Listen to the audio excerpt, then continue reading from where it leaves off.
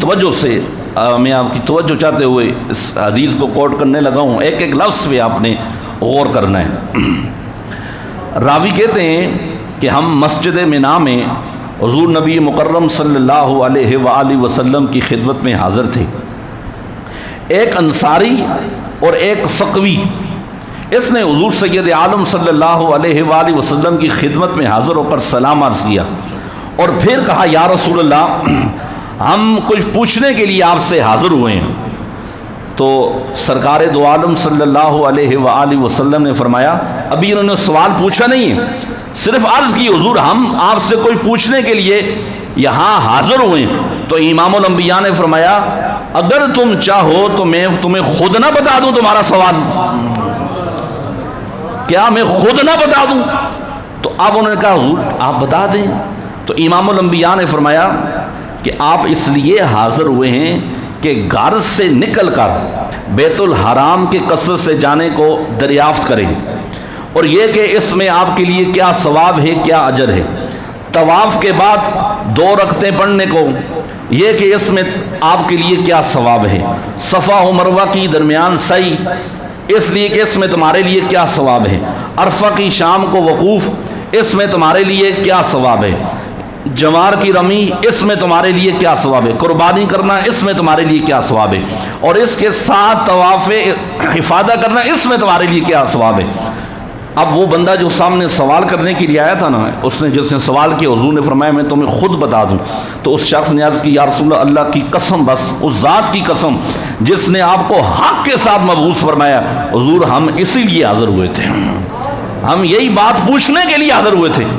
تو امام الانبیاء نے فرمایا اچھا، تو حضور نے فرمایا سنو پھر، جب تم بیت الحرام کے قصد سے گھر سے نکلے گا تو اللہ تمہیں ہر اونٹ کے قدم رکھنے، ہر اونٹ کے قدم رکھنے اور ہر قدم اٹھانے پر اللہ تجھے نیکی عطا فرمائے گا۔ آگے فرمایا صرف نیکی نہیں، حضور نے فرمایا جہاں اللہ تجھے نیکی عطا فرمائے گا وہاں ہر قدم اٹھانے پر، ہر قدم رکھنے پر اللہ تیرے گناہ کو معاف فرمائے گا۔ آگے فرمایا طواف کے بعد حضور نے فرمایا کہ 2 رکعتیں ایسی ہیں، اب دیکھیں اللہ اکبر، اولاد اسماعیل میں سے کوئی شخص کبھی غلام نہیں ہو سکتا، یہ اللہ نے اولاد اسماعیل کو یہ مقام اور مرتبہ عطا فرمایا۔ لیکن اگر کوئی بندہ غلام بن جائے، حضور نے فرمایا طواف کے بعد 2 رکعتیں ایسی ہیں، فرمایا جو بندہ طواف کے بعد 2 رکعتیں نفل جو ادا کرتا ہے، فرمایا اس کے بدلے اللہ اسے اولاد اسماعیل میں سے ایک غلام آزاد کرنے کا اجر و ثواب عطا فرمائے گا۔ سبحان اللہ۔ آگے حضور فرمایا صفا و مروہ کے درمیان یہ جو سعی کرتے ہیں، بھائی دیکھیں کیا دوڑنا بھی کبھی عبادت ہو سکتا ہے؟ آپ وہاں کیا کرتے ہیں؟ چکر لگاتے ہیں، دوڑتے ہیں، سعی کرتے ہیں۔ اب سوال ذہن میں یہ آتا ہے کہ یہ کیسے عبادت قرار دی اللہ نے؟ تو یہ کوئی عام بات نہیں، جب آپ وہاں چکر لگا رہے ہیں کسی کے ذہن میں یہ سوال آتا ہے کہ اسلام میں دوڑنا کیسے عبادت ہو سکتا ہے، تو جواب یہی آتا ہے تو دوڑنے کو دیکھ رہا ہے، میں سیدہ حاجرہ کی ادا کو دیکھ رہا ہوں۔ سبحان اللہ۔ تو اب یہ کوئی عام بات نہیں ہے۔ ایک تو ایک غلام تھا نا صفا و مروہ کی جو آپ سعی کرتے ہیں، جو نہیں گئے اللہ انہیں بار بار یہ سعادت عطا فرمائی۔ اب دیکھیں حضور نے فرمایا جو بندہ صفا و مروہ کے درمیان جب سعی کرتا ہے، اللہ اکبر، کاش خدا کی قسم ایک غلام نہیں، حضور نے فرمایا اللہ اسے 70 غلام آزاد کرنے کا اجر اور ثواب عطا فرماتا ہے۔ کتنے؟ 70 غلام آزاد کرنے کا اجر۔ اور پھر آگے فرمایا عرفہ کے دن، یہ جو عرفہ کا دن کل گزرا ہے، فرمایا وقوف کرنے کا یہ حال ہے۔ حضور نے فرمایا اللہ عز و جل آسمان دنیا کی طرف ایک خاص تجلی فرماتا ہے، خاص تجلی فرماتا ہے۔ فرمایا جو حاجی وہاں وقوف جو عرفات کے میدان میں ہوتے ہیں نا، امام الانبیاء نے فرمایا اللہ فرشتوں کے سامنے حاجیوں کے اوپر فخر فرماتا ہے۔ فخر کون فرما رہا ہے؟ کائنات کا رب فخر فرما رہا ہے، اور حضور فرما رہے ہیں، اللہ فرماتا ہے میرے بندے دور دور سے پراگندہ سر لے کر میری رحمت کی امیدوار بن کر حاضر ہوئے ہیں۔ آگے حضور حدیث سے ہی حضور نے فرمایا اگر تمہارے گناہ ریت کی گنتی، بارش کے قطروں، سمندر کی جھاگ کے برابر بھی ہوں، حضور فرماتے ہیں اللہ فرما رہا ہے آج میں ان سارے حاجیوں کو معاف فرما دوں گا. سبحان اللہ.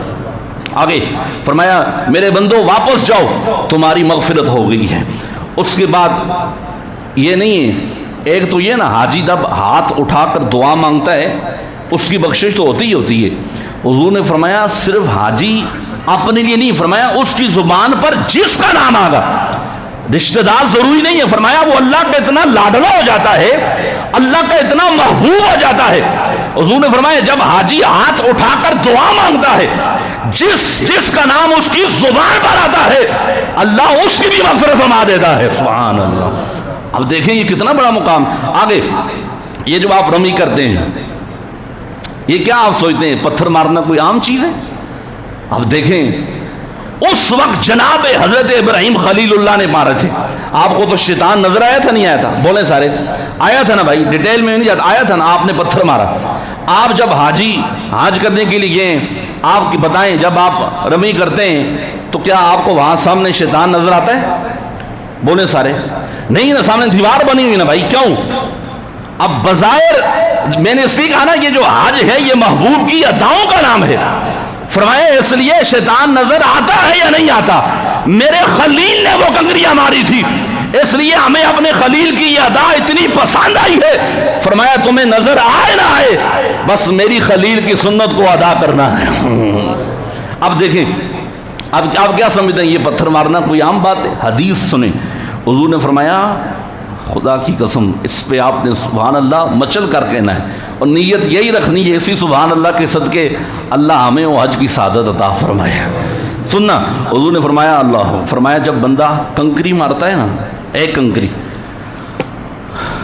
امام الانبیاء رک اس لیے یہ توجہ چاہتا ہوں. حضور نے فرمایا اللہ ہر کنکری پر بندے کا ایک کبیرہ گناہ معاف فرما دیتا ہے. کیا؟ ایک کبیرہ. اور کبیرہ گناہ کون سا؟ یہ بھی بتاؤں میں آپ. کبیرہ گناہ وہ حضور فرماتے ہیں جس میں اگر بندہ پکڑ جاتا ہلاک ہو جاتا، اتنی سخت اللہ کی پکڑ ہوتی، وہ کبیرہ گناہ. فرمایا جب وہ اللہ کتنا لاڈلا ہو جاتا ہے جب وہ کنکری مارتا ہے، فرمایا کنکری بعد میں لگتی ہے اللہ اس کے سارے گناہوں کو پہلے معاف فرما دیتا ہے. سبحان اللہ. اللہ اکبر. فرمایا یہ جو اس کے بعد آپ قربانی کرتے ہیں، فرمایا قربانی کرنا تیرے رب کے حضور تیرے لیے ذخیرہ ہے. پھر سر مڈوانا، فرمایا ہر بال کے بدلے میں اللہ ایک نیکی بھی عطا فرماتا ہے، ایک گناہ کو بھی معاف فرما دیتا ہے. اس کے بعد حضور نے فرمایا خانہ کعبہ کا طواف کا یہ حال ہے جب آپ طواف کرتے ہیں. توجہ رکھنا اینڈ ہے نا. فرمایا جب تو طواف کر رہا ہوتا ہے، آخر میں جب طواف کر رہا ہوتا ہے تو فرمایا ایک فرشتہ آتا ہے. کون آتا ہے؟ توجہ. فرمایا ایک فرشتہ آتا ہے اور فرشتہ آ کے نا تیرے شانوں کے درمیان، ادھر فرشتہ آ کے تیرے شانوں کے درمیان ہاتھ رکھ کر کہتا ہے. اب دیکھیں بظاہر وہ بندہ طواف کر رہا ہے، اللہ کا فرشتہ آ رہا ہے اور شانوں کے درمیان ہاتھ رکھ کر حاجی سے کیا کہتا ہے؟ وہ کیا کہتا ہے آئندہ خیال رکھنا، آئندہ گناہوں سے بچ کے رہنا، اس لیے میں خود نہیں آیا، مجھے اللہ نے بھیجا ہے اور یہ پیغام اور یہ میسج دے کے بھیجا ہے، آئندہ گناہوں سے بچ کے رہنا. اس سے پہلے زندگی کے جتنے تیرے گناہ تھے وہ اللہ نے سارے کے سارے معاف فرما دیے ہیں. سبحان